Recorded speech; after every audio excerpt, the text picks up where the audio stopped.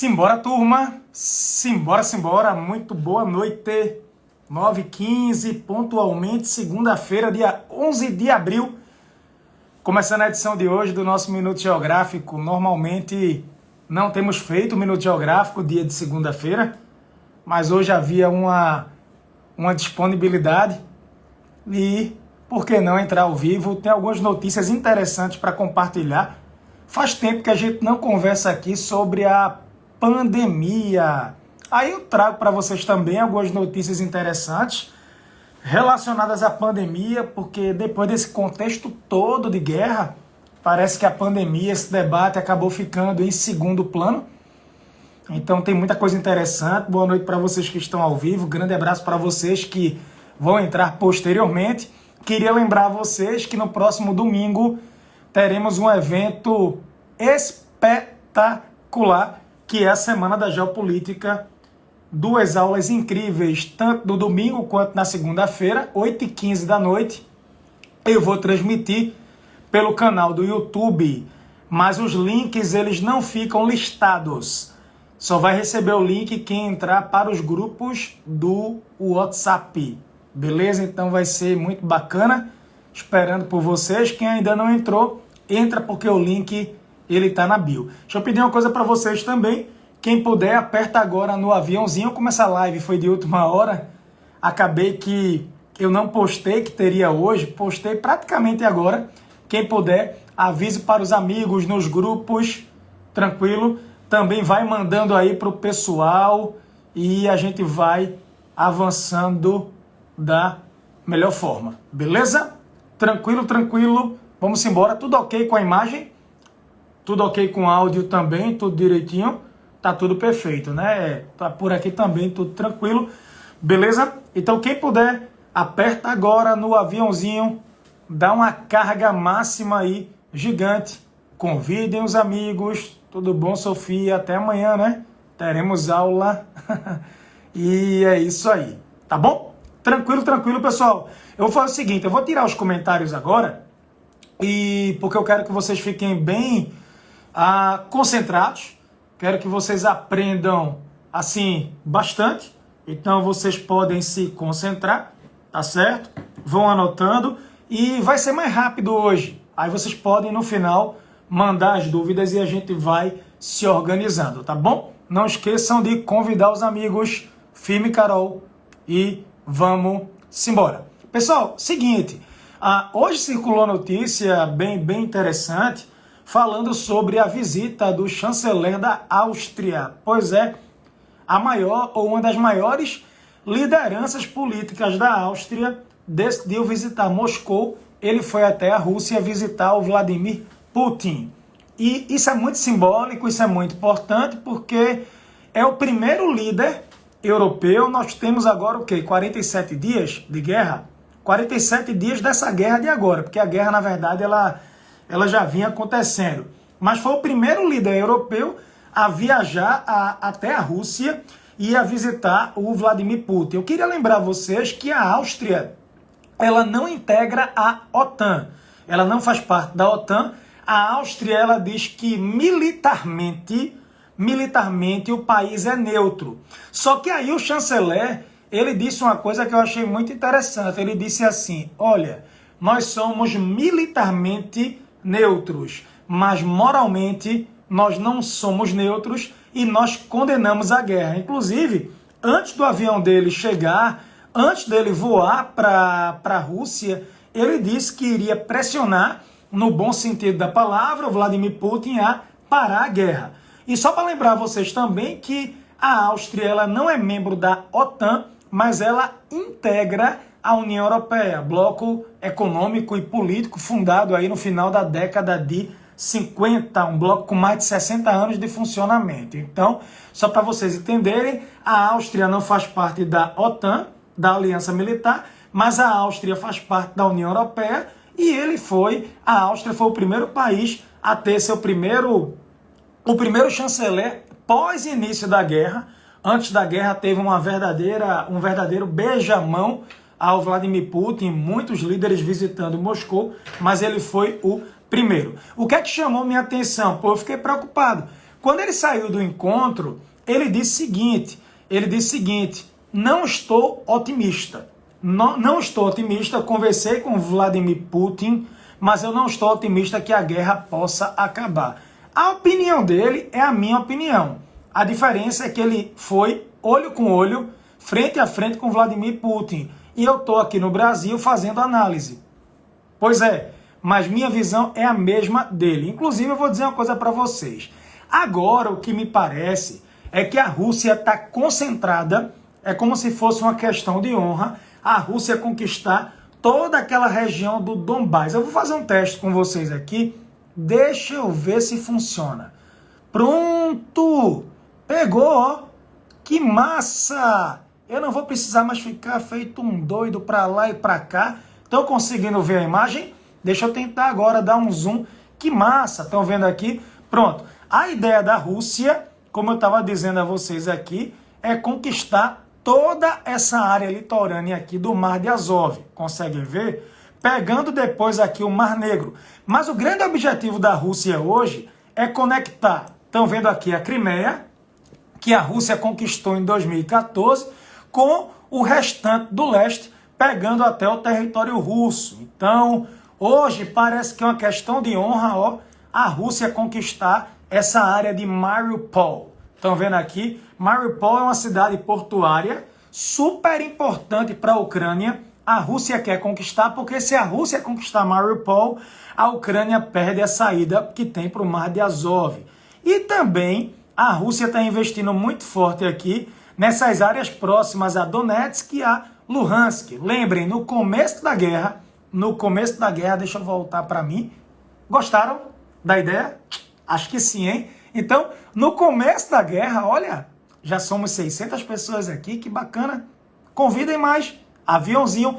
No começo da guerra, o Vladimir Putin reconheceu Donetsk e Luhansk como duas repúblicas independentes. Então, a sensação que eu tenho é que ele quer tomar o leste agora, o foco dele é tomar o leste, se reagrupar, respirar, para depois voltar a atacar a capital, atacar Kiev. Bem, eu entro aqui ao vivo, eu dou minha cara a tapa, absolutamente. Eu entro aqui ao vivo 3 vezes por semana.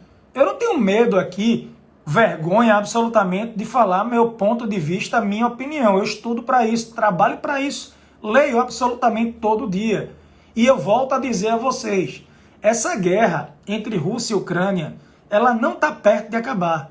Absolutamente. Não acreditem nas palavras soltas no ar. Não acreditem nesse falso otimismo. A guerra deu uma esfriada, mas ela vai voltar com toda a força. Pode não ser para a semana, pode não ser nesse ano. Mas lembrem, a Crimeia foi em 2014. E a guerra voltou com força quando? 2022. Absolutamente. Tranquilo? Outra coisa também é que a tensão da Coreia do Norte não acabou. Irã, a questão China e Taiwan, a questão da Caxemira, Paquistão, Índia, China e companhia. Então, a África com mais de 23 países em guerra civil. Então, meus amigos e minhas amigas, por favor, cautela. A escalada militar é cada vez maior. Esse vai ser o tema da Semana da Geopolítica, a nova corrida armamentista, prelúdio para uma terceira guerra mundial. Quem sabe? Vou fazer uma análise com vocês ao vivo. Vocês vão poder opinar também e a gente vai avançar, ok? Outra notícia também que saiu agora, estava vendo agorinha aqui, a União Europeia, ela disse que está elaborando uma proposta para parar de comprar o petróleo da Rússia. Lembrem, a União Europeia lançou uma série de sanções contra a Rússia, mas basicamente a única sanção até então, a única sanção até agora, envolveu a questão do carvão. Aí agora estão querendo envolver com muita força, estão querendo envolver de maneira significativa, bem rapidinho, deixa eu ajeitar aqui, pronto, a questão do gás natural e principalmente o petróleo, Deixa eu só ajeitar aqui a imagem, que deu um pane bem rapidinho para vocês aqui. Então,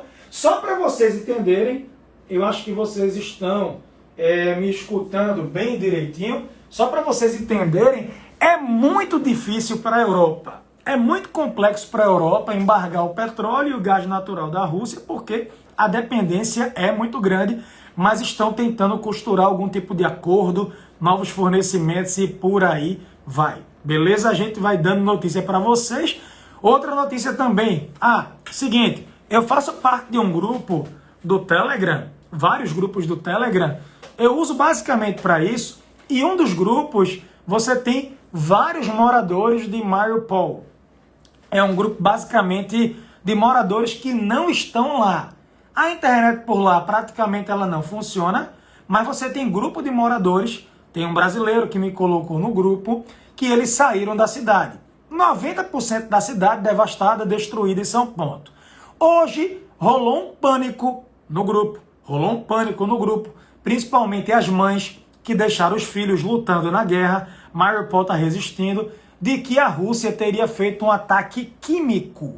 Um ataque químico. Eu disse para vocês que até numa guerra não vale tudo. Até uma guerra, ela tem regras. Uma das regras, proibido o uso de armas químicas. Mas aí, não houve uma confirmação. Rolou essa história, o pessoal ficou em pânico, muito aperreado, tá? Mas o próprio secretário do Pentágono, ele disse que não podia confirmar o relatório de que a Rússia teria usado arma química.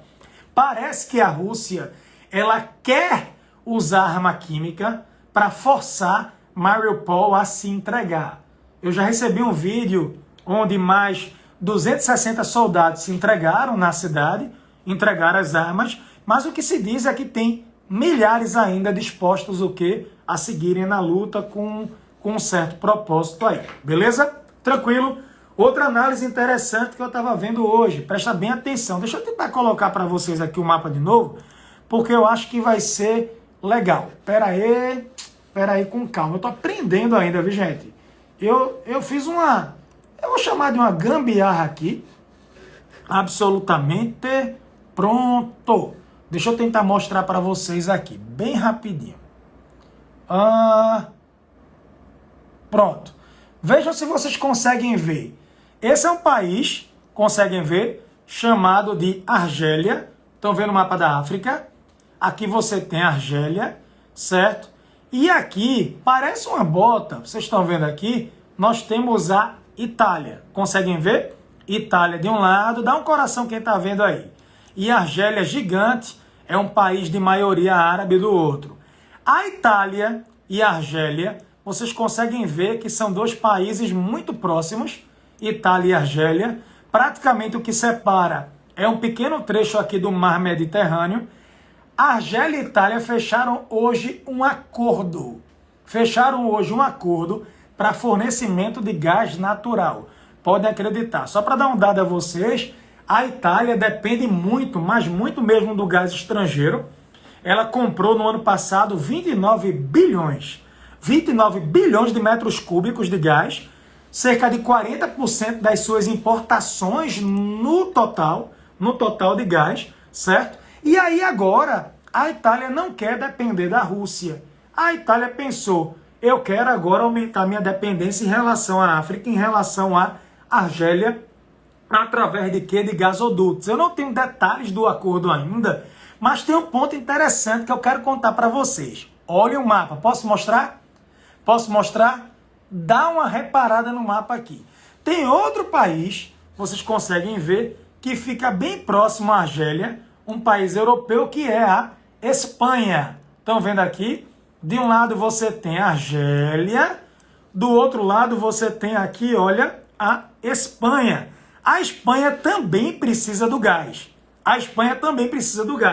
Só que agora, Argélia e Espanha estão diplomaticamente, os países estão brigados.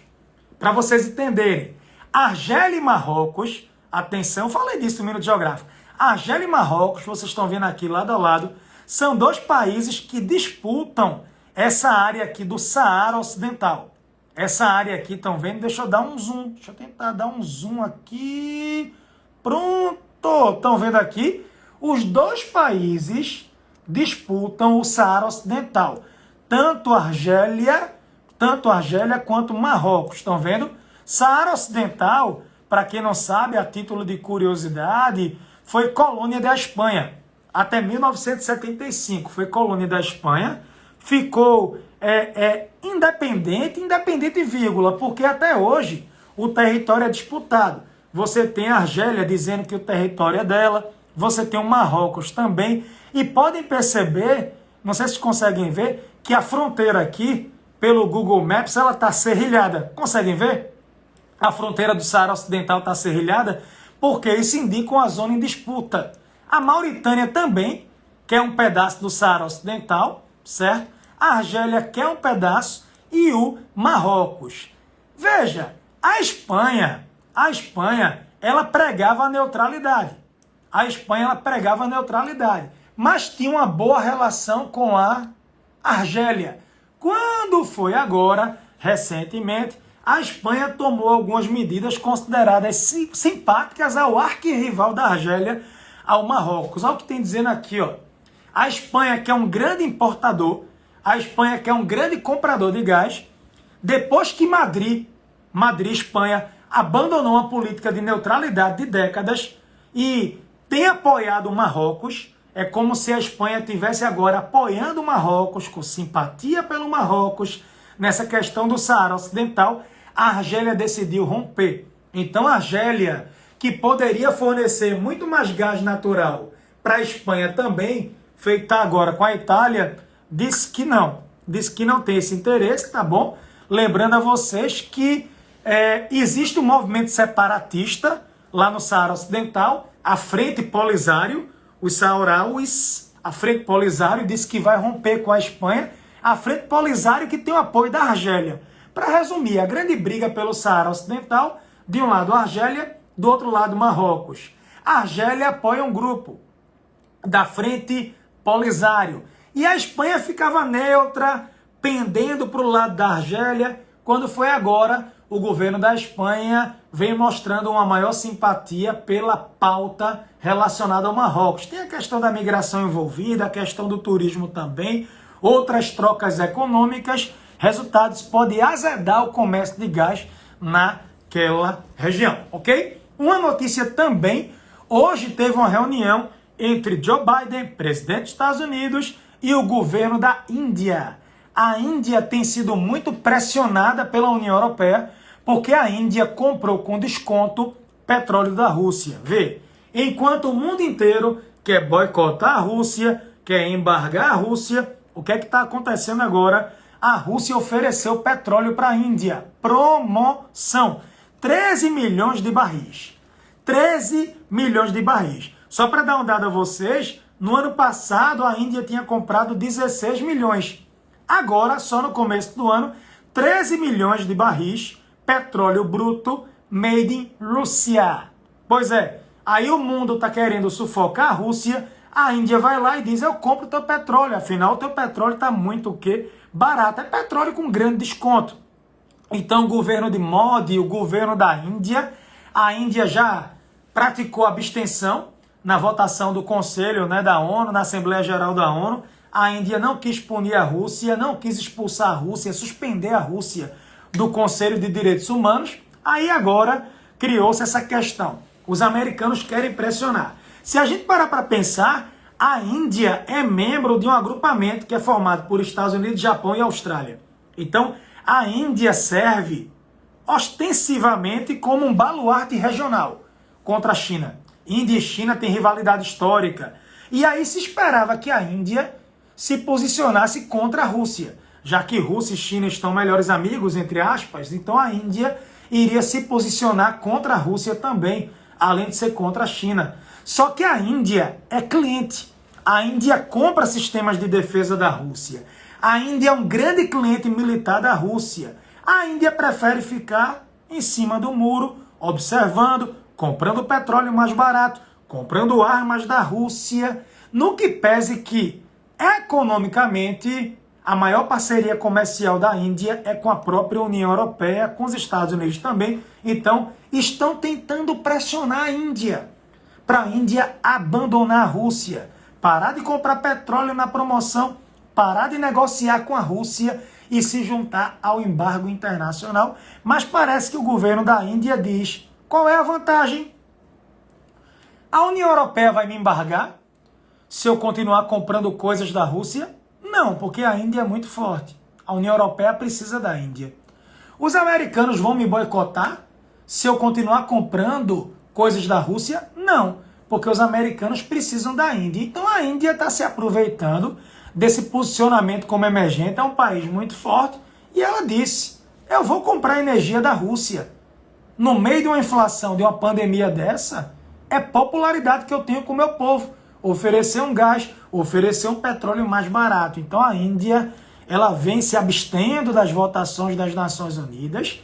A Rússia é um grande fornecedor, uma grande fornecedora de equipamentos de defesa da Índia. Então a Índia, ela vem observando até onde vai a sua força, o seu prestígio. A Índia descobriu que pode continuar tendo negócios com a Rússia e ela não vai ser punida pelo Ocidente, porque o Ocidente simplesmente não pode puni-la. É por aí, beleza? Pessoal, bora falar um pouco agora da pandemia? Bora falar de notícias da pandemia? Pelo Brasil tá tudo muito tranquilo até então, absolutamente, mas deixa eu trazer notícias para vocês um pouco preocupantes. Filadélfia, hoje, tornou-se a primeira grande cidade dos Estados Unidos a reintroduzir a obrigatoriedade de máscara em lugar fechado. Calma, máscara para lugar fechado na Filadélfia. Pipocou o coronavírus por lá? Não. Eles estão tendo, em 2 semanas, a média de 867 casos. 867. No pico, eram 27 mil.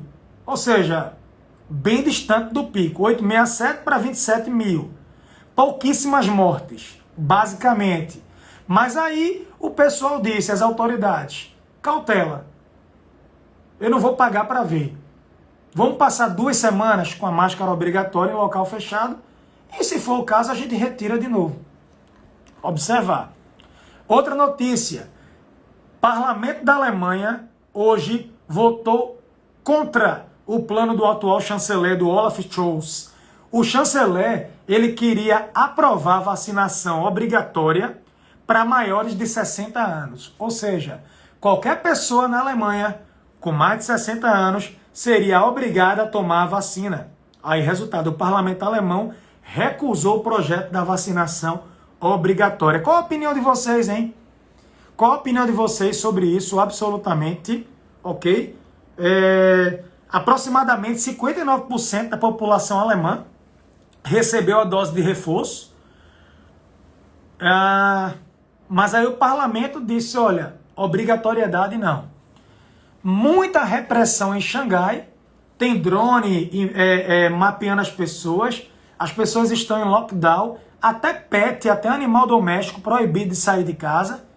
Tem gente confinada há 10 dias, tem gente confinada há 40 dias sem poder sair de casa, recebendo a comida na porta de casa, não pode abrir a janela, alguns não podem cantar. Teve um morador em Xangai que ele colocou uma geladeira vazia para o lado de fora, para mostrar que estava sem comida, que estava passando fome.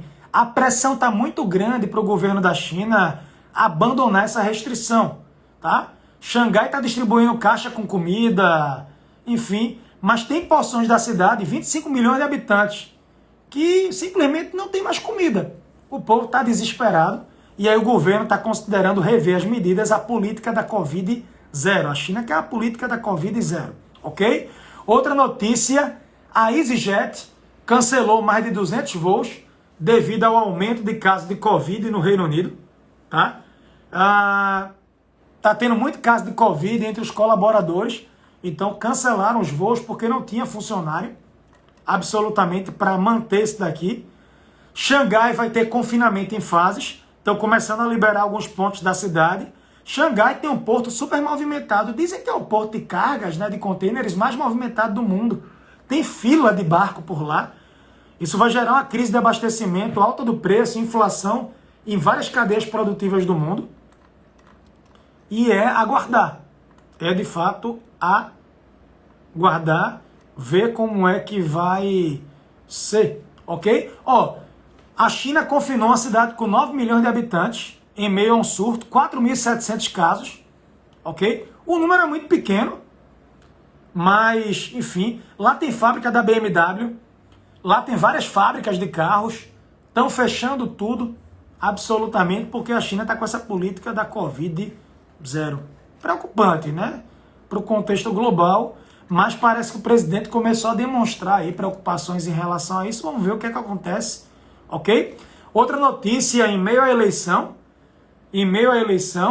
na verdade foi antes da eleição, isso foi de a 14 de março, na verdade, isso daqui. A França, vocês viram, tinham derrubado o passaporte sanitário, estão voltando a falar sobre isso por lá, mas no meio de uma eleição não vão concordar. Vai ter segundo turno, qualquer medida restritiva agora poderia influenciar muito na votação. Quem quiser saber mais sobre a eleição francesa, eu já falei muito sobre isso, muito, nas edições anteriores aqui do Minuto Geográfico, beleza? Deixa eu ver se tem alguma pergunta aqui, ativando os comentários. O que é que acharam do Minuto de hoje? Gostaram da ideia da câmera, mostrando os mapas? O que é que vocês acharam disso daqui? Absolutamente. A Rússia vai retaliar a Suécia se entrar para a OTAN? Olha, a Suécia hoje disse que estava considerando entrar para a OTAN. Eu acho um péssimo momento. Sim, a Rússia pode retaliar. Finlândia também, sem sombra de dúvida. Se a Finlândia abandonar a neutralidade, sem sombra de dúvida. O resultado da eleição do Brasil pode influenciar a nossa relação com o mundo? Pode. Absolutamente. Com a guerra, nem tanto. Mas economicamente, comercialmente, sim. Eu prometo fazer um especial sobre isso. Qual é a postura da Espanha com a imigração marroquina? Xenofobia. Tentam barrar a todo custo a migração desenfreada.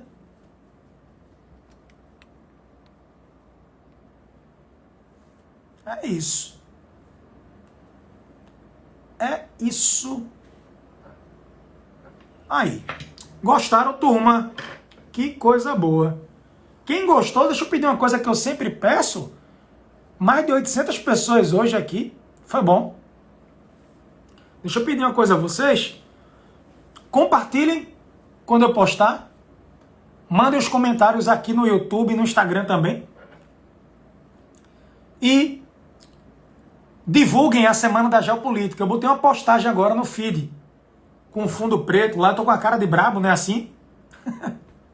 Quem puder, compartilha também e divulga. Beleza, turma? Tranquilo, tranquilo. Saúde e paz. Beijo grande. Semana da Geopolítica chegando. Domingo, segunda que vem. Espetacular. Valeu? Simbora, simbora.